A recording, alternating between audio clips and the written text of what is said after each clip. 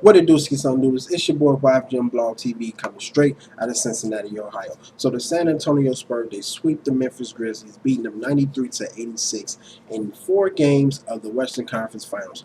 Now, I didn't expect the Memphis Grizzlies to lose like this. I actually predicted that Memphis Grizzlies was going to win this series. I said it was going to go 7 games. Well, the old veteran squad Spurs, they proved me wrong, and they just pretty much showed that they still got it. They still got it in them. They still can compete. They still can play at a high level. They can play and score. They can play some defense, and they can get the job done. They got 3 veteran players in Tony Parker, Ginobili, and Duncan, and those guys was destined to get back to the finals. It's been since 2007, since the last time that they went to the finals, and now they have a great opportunity to win another championship to cap off a great Hall of Fame career of Tim Duncan, man.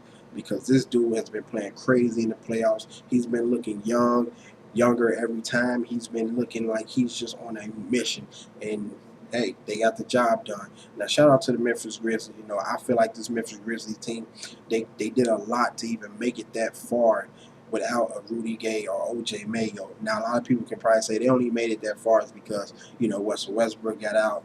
It's supposed to have been the Thunder and the Spurs, yada, yada, yada, yada. But, hey, they'll probably be back in the mix of this next year, man. But anyway, just to go over the game a little bit, for those who don't know, I'm pretty sure you guys know right now. But Tony Parker, he scored 37 points in his best postseason that he has had all of his career, if I'm not mistaken.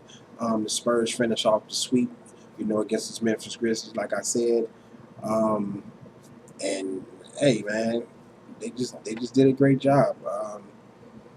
You know, now Memphis, they finished off with his best season ever in franchise history. So kudos to Memphis Grizzlies. But you know, the Spurs, you know, they shot 51%, 39 to 76 from the floor. Now scored Memphis 52-32 in the paint. Even though the Grizzlies, they had a 41-34 edge on the boards, Memphis led only briefly, you know. And the last at 6-4 as the Spurs took control early.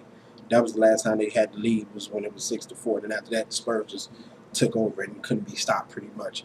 You know, Memphis, they stayed close only by getting to the free throw line, making more shots there, 17-24. Then San Antonio took 12-13.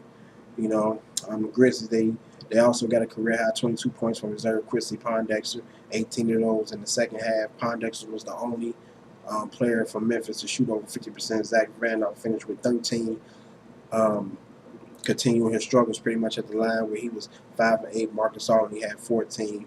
You know, so basically, you know, Zach Randolph, he didn't play great at all in this series.